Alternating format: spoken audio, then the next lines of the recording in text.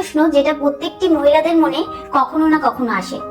তারা জানতে চায় যে ছেলেদের যে স্পার্ম রয়েছে মানে শুক্রাণু রয়েছে সেটা যদি তাদের জরায়ুতে ঢোকে তাহলে কিরকম ফিল হয়, আর জরায়ুতে শুক্রাণু ঢুকেছে কিনা সেটা বুঝবে কি করে।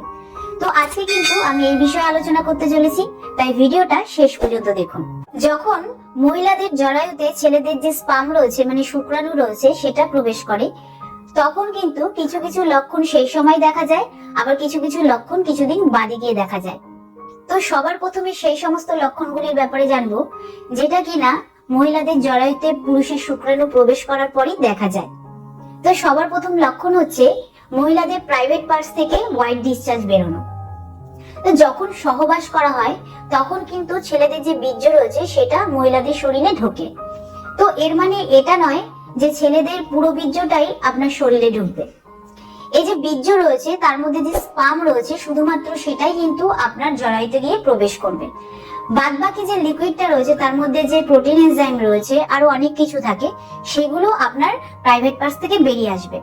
তো এটাই কিন্তু সেটা যেটা আপনার প্রাইভেট পার্টস থেকে হোয়াইট ডিসচার্জের মতন বের হয়। তো সহবাসের সময় কিন্তু ছেলেরা বুঝতে পারে যে আপনার শরীরে তাদের বীর্য প্রবেশ করেছে কি করেনি। তো এবার সেই সমস্ত লক্ষণগুলির ব্যাপারে জানবো যেটা আপনি সহবাস করার কিছুদিন পর থেকে দেখা দেয়। সবার প্রথম লক্ষণ হচ্ছে স্তন ভারী হয়ে যাওয়া। দেখুন, যখন আপনি সহবাস করেন তখন কিন্তু আপনার জরায়ুতে ছেলেদের যে শুক্রাণু রয়েছে সেটা প্রবেশ করে, এবং প্রবেশ করার পর মহিলাদের যে ডিম্বাণু হয় তো সেই ডিম্বাণুর সঙ্গে শুক্রাণুর মিলন ঘটে এবং ফার্টিলাইজ হয়। এরপরে কিন্তু আমাদের শরীরে যে হরমোন রয়েছে সেই হরমোনের মাত্রা অনেক বেড়ে যায়। বিশেষ করে প্রোজেস্টেরন, ইস্ট্রোজেন, এইচসিজি হরমোন, এই তিনটে হরমোনের মাত্রা অনেক বেড়ে যায়। এই তিনটে হরমোনের মাত্রা এর জন্য বাড়ে যাতে আপনার প্রেগন্যান্সিটাকে সাপোর্ট দিতে পারে। তো এই জন্যই কিন্তু আপনাদের স্তন ভারী ভারী অনুভব হয়। এবার দ্বিতীয় লক্ষণ হচ্ছে হালকা স্পটিং বা ব্লিডিং হওয়া।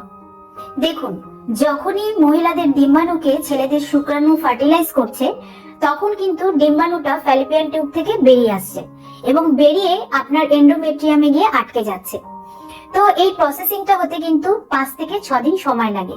তো আপনি সহবাস করার 6 থেকে 8 দিন বাদে গিয়ে যদি আপনার হালকা স্পটিং বা ব্লিডিং হয় তাহলে এটা একটা লক্ষণ যে আপনার প্রাইভেট পার্টস থেকে শুক্রাণু আপনার ইউট্রাসে পৌঁছে গেছে। এবং 3 নম্বর লক্ষণ হচ্ছে পেটের নিচের অংশে মানে তলপেটে ক্র্যাম্প অনুভব হওয়া। সহবাসের 7 থেকে 8 দিন বাদে গিয়ে যদি আপনার তলপেটে হালকা হালকা ব্যথা অনুভব হয় তাহলে এর মানে হচ্ছে আপনার ইউট্রাসে মানে আপনার জরায়ুতে শুক্রাণু পৌঁছে গেছে। কারণ যখন ইমপ্লান্টেশন হয় তখন কিন্তু মহিলাদের এন্ডোমেট্রিয়ামে গিয়ে ডিম্বাণু আটকে যায়, আর এরই ফলে তলপেটে ব্যথা অনুভব হয়। আর 4 নম্বর লক্ষণ হচ্ছে মর্নিং সিকনেস।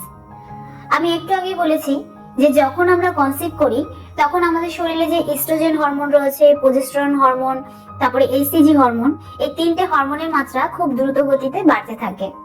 আর প্রোজেস্টেরন হরমোন বাড়ার কারণে কিন্তু আমাদের যে পাচনতন্ত্র রয়েছে সেটার কাজ করার ক্ষমতা অনেক কমে যায়, যার কারণে আপনি যাই খান না কেন সেটা কিন্তু হজম করতে অনেক সময় লাগে। তো যদি আপনার গা গোলানো তারপরে বমি ভাব এরকম ফিল হয় তাহলে কিন্তু আপনাকে বুঝতে হবে যে আপনি কনসিভ করেছেন। তো এই যে লক্ষণগুলোর ব্যাপারে আমি বললাম সেগুলো দেখে কিন্তু বোঝা যায় যে আপনার জরায়ুতে শুক্রাণু প্রবেশ করেছে। কিন্তু যদি আপনি এগুলোতেও বুঝতে না পারেন তাহলে কিন্তু আপনার পিরিয়ড মিস হওয়ার পরে আপনাকে অবশ্যই একটা প্রেগন্যান্সি টেস্ট করে নিতে হবে। তো আমি আশা করব যে এই ভিডিওটা আপনার ভালো লেগেছে। তো ভিডিওটা কিরকম লাগলো আর যদি আপনার কিছু জানার থাকে তাহলে অবশ্যই কমেন্টে জানাবেন। তো আজকের মতন এতটুকুই, আবার দেখা হবে পরবর্তী ভিডিও নিয়ে।